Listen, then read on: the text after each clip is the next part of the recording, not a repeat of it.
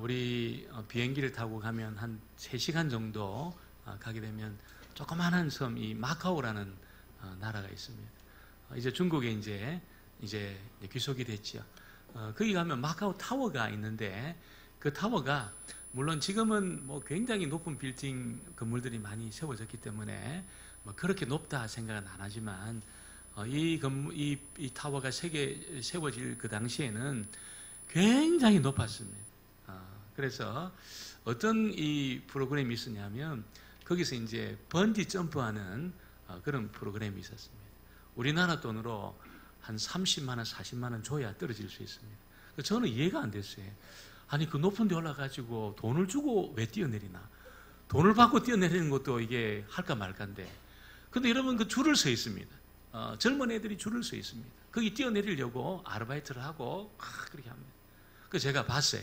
뛰어내리는 걸 보니까 여러분 거기 아이들이 막 팔을 벌리고 뛰어내리는 그런 놈도 있고 막 그냥 노래를 부르면서 뛰어내리는 그런 애들도 있고 막 아주 다양한 모습으로 뛰어내립니다. 울면서 뛰어내리는 한 명도 없었어요. 제가 왜 그럴까 보니까 그 높은 데 있잖아요. 그 무시무시한 곳에 여러분 안전장치가 확실하게 되어 있는 겁니다. 그래서 떨어져도 안 죽는다는 걸 압니다.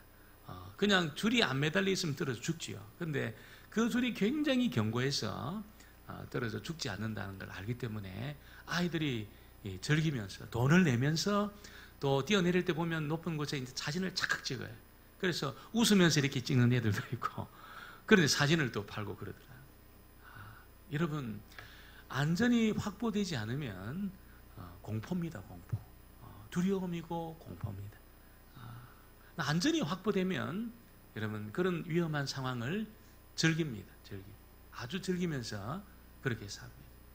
그래서 여러분 이 높은 그 비행기 위에서 이 번지 점프하는 경우가 있습니다. 저도 그런 기회가 있었지만 안 했습니다. 군에 있을 때 그런 기회가 있었지만 안 했습니다. 제가 나 기도하겠다 그러고 안 했습니다. 여러분 거기에 이제 군목들 중에 무슨 이 공수부대라든지 이런 데 이제 군목들은 제일 먼저 뛰어내려야 됩니다. 왜냐하면 목사님이 보여주시라고 그래가지고 목사님 제일 먼저 뛰어내립니다. 다행히 제가 공수부대는 안 갔기 때문에 기도만 했습니다. 여러분 근데 이게 뛰어내리지만 이 안전해요. 안전합니다. 그래서 그걸 울면서 하는 애들 없습니다. 한 번 하고 나면 2번, 3번, 4번은 즐기는 사람들 많습니다. 근데 여러분 그 낙하산도 있잖아요. 20만 분의 1이 안 펴진다는 거예요. 20만 분의 1. 그러니까 20분의 1이 아니고 20만 번 떨어지는 동안에 한 번 정도는 이게 안 펴지는 경우가 있다는 거예요. 그래서 굉장히 이제 조심을 하는 겁니다.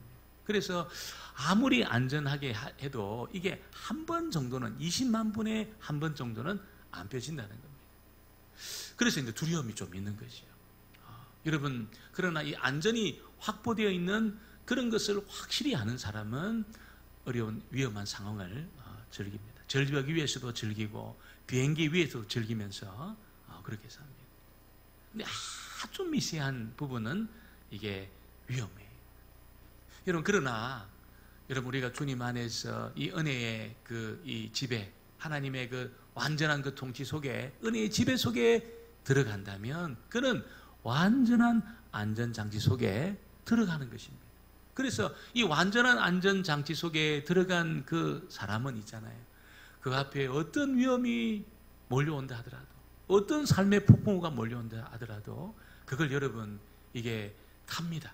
위로 타고 넘어가면서 그 어려움들을 여러분 하나님의 손길을 기대하면서 즐기는 그런 삶을 사는 것입니다. 그래서 어떤 일이 닥쳐와도 두려워하지 않습니다.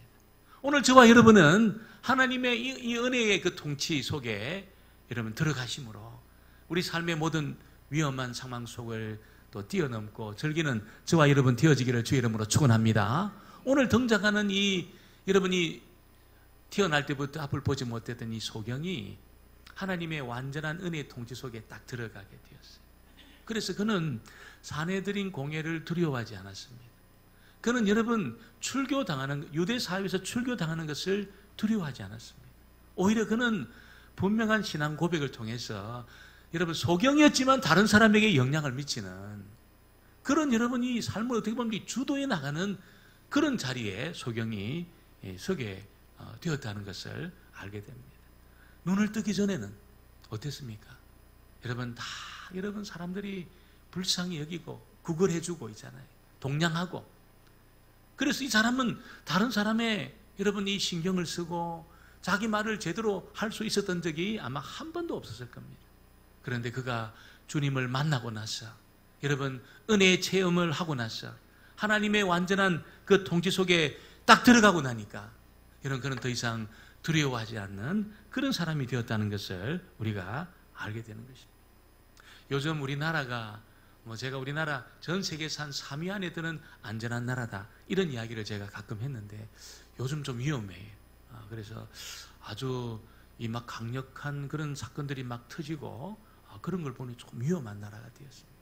그래도 여러분 여성들이 밤에 다닐 수 있는 나라는 몇 개 없습니다. 일본, 홍콩, 한국 몇 개 없어요. 미국이 그렇게 큰 나라고 세계적인 나라지만 7시만 되면 못 다닙니다. 밤에 못 다녀요. 그만큼治安이 불안해요. 여러분 우리나라가 이렇게治安이 안정된 거기에는 여러 가지 이제 이유가 있을 겁니다. 그러니까 제가 볼 때는 이 CCTV가 제가 이게 조사를 해보니까 우리나라 전국에 한 103만 개 정도, 103만 개. 그 CCTV가 전국을 비추고 있다는 거예요. 그래서 여러분 도로 위에서 무슨 사고를 내고 뺑소니를 하면 뭐 완전 범죄를 할 것 같아도 안 됩니다. 다 잡아냅니다. 여러분 아마 교회까지 올 때 CCTV 몇 개는 다 통과하고 왔을 겁니다. 전부 다 잡아냅니다. 그래서 여러분 이 CCTV가 있어서 우리나라 굉장히 안전한 그런 나라이기도 합니다. 물론 사생활 침해 이런 무슨 그런 불평도 있지만 굉장히 안전해요. 근데 문제는 CCTV가 있잖아요. 이게 사각지대가 있잖아요. 사각지대가. 그래서 이게 안 비치는 사각지대에서 범죄가 일어난다는 거예요. 범죄가 일어나는 것입니다. 그러나 하나님의 은혜의 지배 안에는 사각지대가 없는 줄 믿습니다. 하나님의 은혜로 통치하는 여러분 그 영역 속에는 사각지대라는 것이 있을 수가 없어요. 완벽한 하나님의 다스림 속에 있는 것입니다. 새벽 날개를 치고 바다 끝에 가도 있잖아요. 하나님이 거기에서도 그를 지키고 있습니다. 땅 끝에 내려가도 하늘 위에까지 올라가도 거기 하나님이 다스리고 있다는 것입니다. 오늘 여러분이 등장하고 있는 날 때부터 소경된 이 사람이 이렇게 담대하게 여러분 사내들인 공예를 두려워하지 않고 유대사회 자기를 박해하는 바리새인들을 두려워하지 않고 담대하게 그리스도를 증거하고 신앙 고백을 할 수 있었던 이 배경에는 그가 하나님의 완전한 은혜의 통치 속에 딱 들어갔다는 거예요. 할렐루야. 딱 들어간 겁니다. 그래서 그는 여러분 그동안 두려웠던 사람이 두렵고 사는 게 두렵고 돈이 두렵고 있잖아요. 바리새인이 두렵고 유대 사유가 두려웠던 그것이 더 이상 두렵지가 않았어요. 두렵지가 않았어요.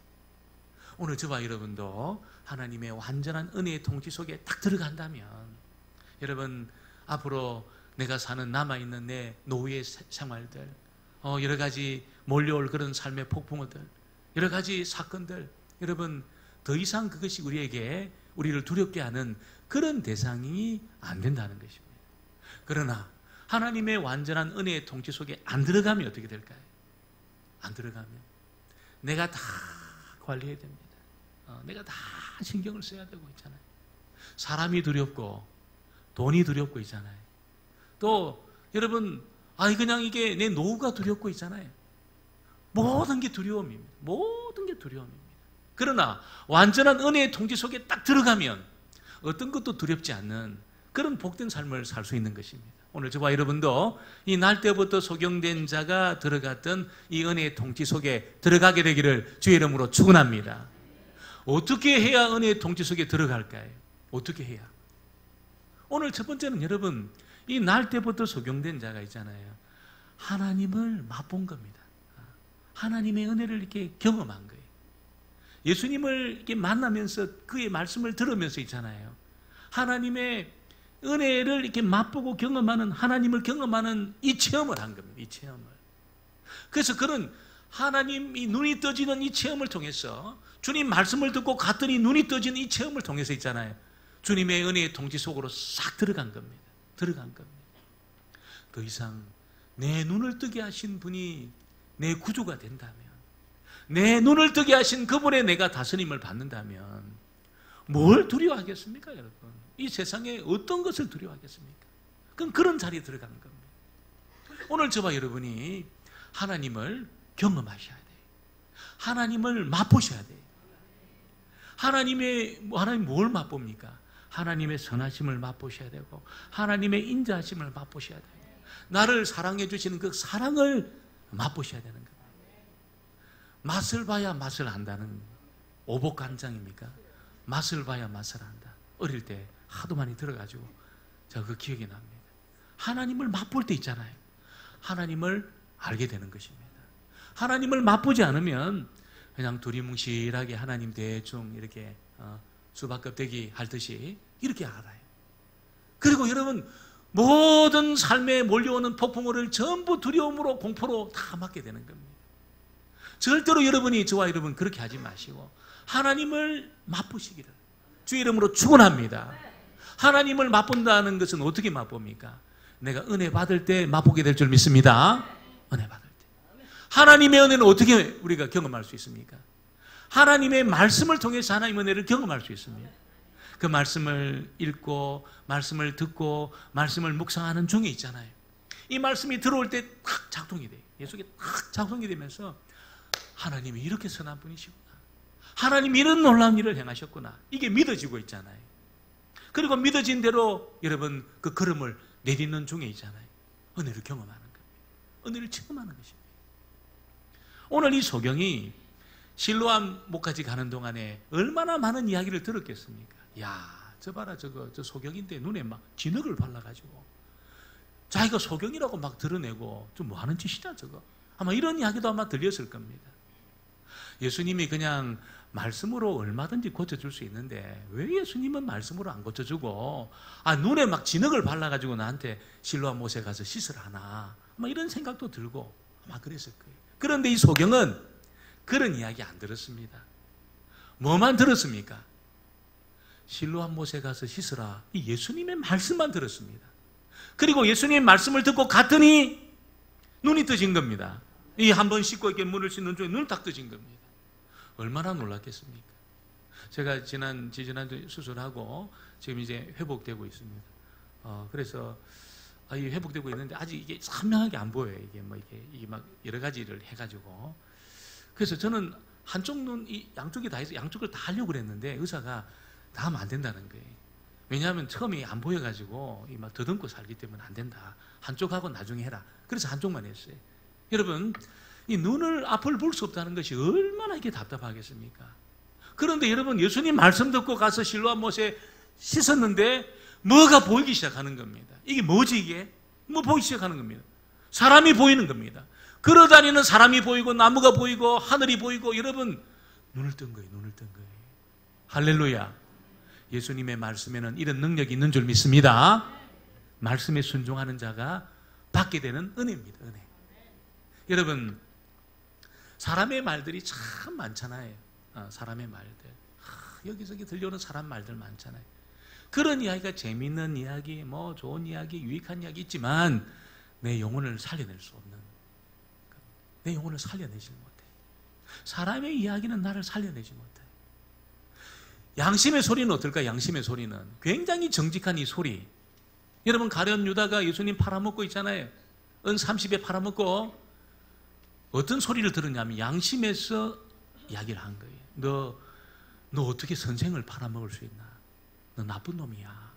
어떻게 선생을 그 몇 푼 안 되는 그 돈으로 팔아먹을 수 있냐고. 양심이 계속 고발하는 이 소리가 들린 거예요. 여러분, 가룟 유다가 뭐합니까? 목 메고 죽어버립니다. 양심의 소리가 정직한 소리지만 가룟 유다를 살려내지를 못했어요. 살려내지를 못했어요. 그런데 예수님을 향해서 3번이나 네, 저 사람 모른다고. 이거 내가 저런 인간을 내가 어떻게 아냐고. 내가 절대로 모른다. 내 손에 장을 치지라.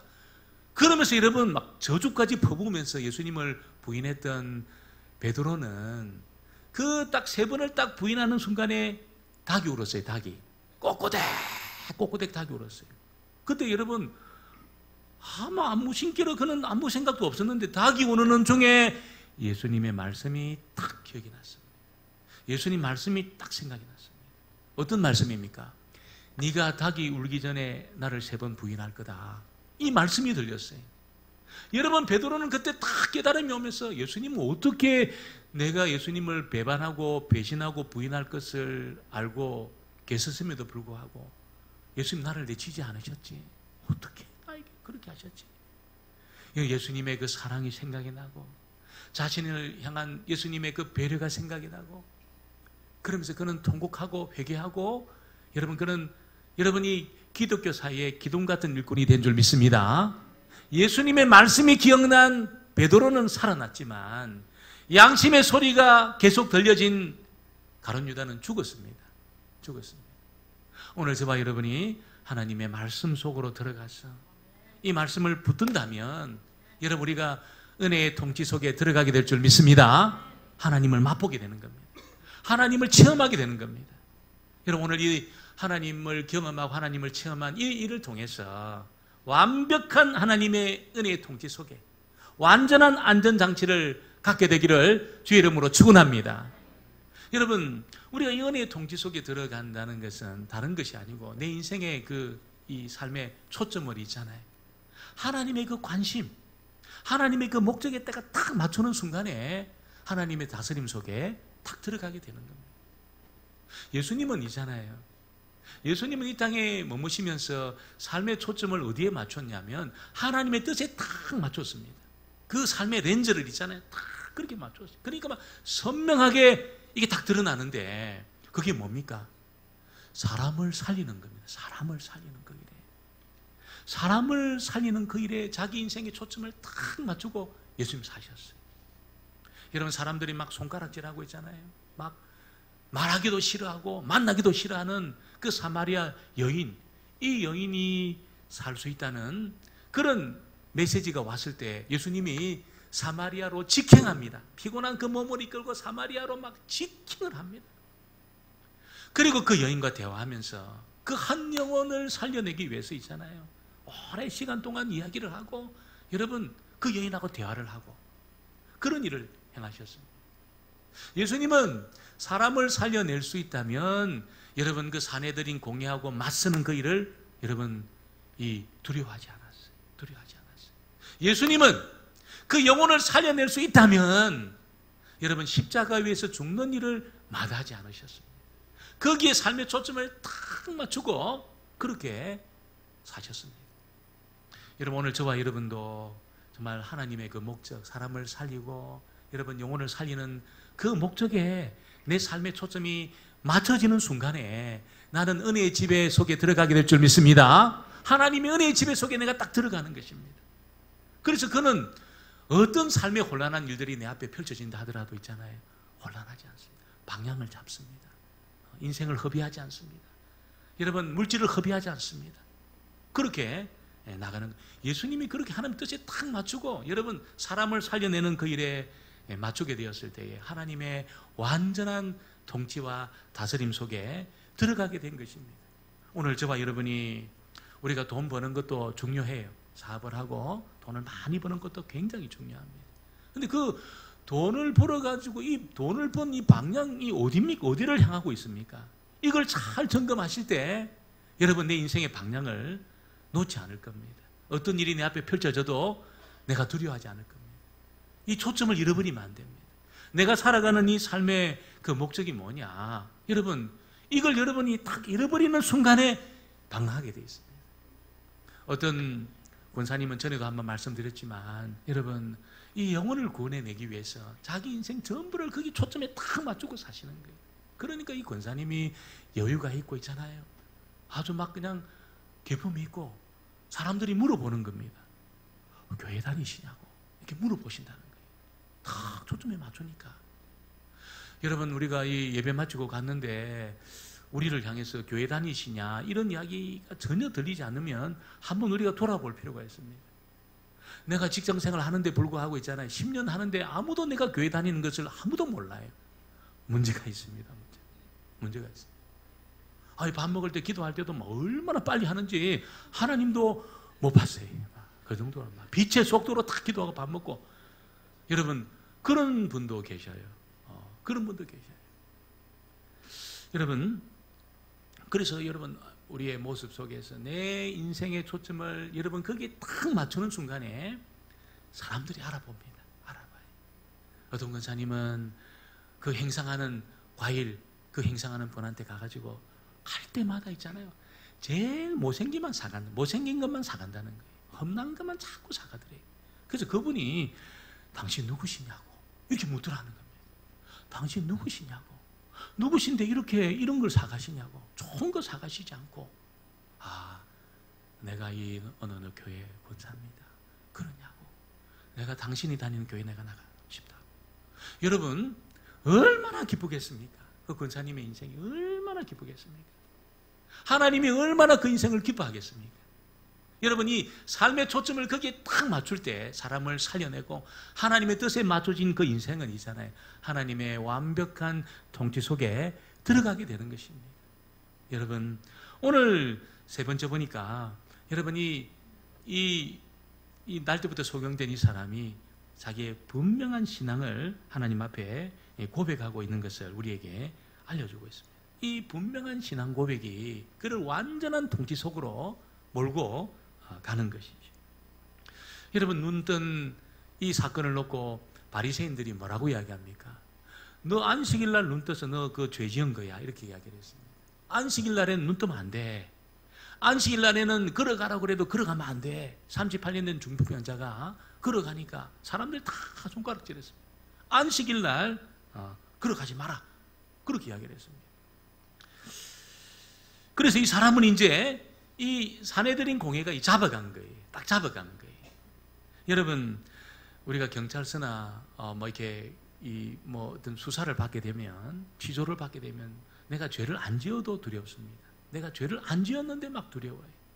여러분, 이 사내들인 공회가 얼마나 스스리 푸른 데입니까? 이런 곳에 여러분이 소경이 이제 끌려간 거예요. 여러분, 그런데 그곳에서 뭐라고 이야기합니까? 17절에 보니까 이에 맹인되었던 자에게 다시 묻되 그 사람이 내 눈을 뜨게 하였으니 너는 그를 어떠한 사람이라 하느냐? 대답하되 선지자니이다 하니. 33절, 이 사람이 하나님께로부터 오지 아니하였으면 아무 일도 할 수 없으리이다. 소경은 자신의 눈을 뜨게 한 이 사람이야말로 참 선지자라고, 그 선지자라고 말했습니다. 하나님께서 말세에 보낼 그 선지자, 여러분, 이 인자이고 메시아인 그분이죠. 이걸 이제 사내들인 공회 앞에서 여러분 그렇게 고백한 거예요. 이 고백이 있고 나서 그는 출교를 당합니다. 출교를 당해요. 여러분, 유대 사회에서 출교를 당한다는 것은 여러분 무슨 사형을 받은 것하고 똑같은 겁니다. 무슨 물건을 팔 수 있습니까? 물건을 살 수 있습니까? 여러분, 사람들하고 교제를 할 수 있습니까? 완전 죄인 취급받으면서 그 사회에서 추방당하는 겁니다. 매장당하는 겁니다. 예수를 주로 시인하면 매장당하는 겁니다. 그런데 여러분, 이 사람은 분명한 신앙 고백을 그렇게 하게 되었다는 거예요. 그때 이 일이 있고 나서 여러분 어떤 놀라운 일이 있냐면 예수님이 이 출교당한 날 때부터 소경된 자를 찾아오셔요. 그리고 자기를 완전히 보여주셔요. 한 번도 예수님을 본 적이 없어요. 그런데 여러분, 이 분명한 신앙 고백이 있고 나서 예수님이 출교당한 이 사람을 여러분 내버려 두지 않고 그를 찾아오셔서 그에게 자기를 보여주셨습니다. 35절로 38절은 같이 한번 보겠습니다. 35절로 38절 말씀을 같이 한번 보겠습니다. 예수께서 그들이 그 사람을 쫓아냈다 하는 말을 들으셨더니 그를 만나사 이르시되 내가 인자를 믿느냐? 대답하여 이르되 주여 그가 누구시오니까 내가 믿고자 하나이다. 예수께서 이르시되 내가 그를 보았거니와 지금 너와 말하는 자가 그이니라. 이르되 주여 내가 믿나이다 하고 절하는지라.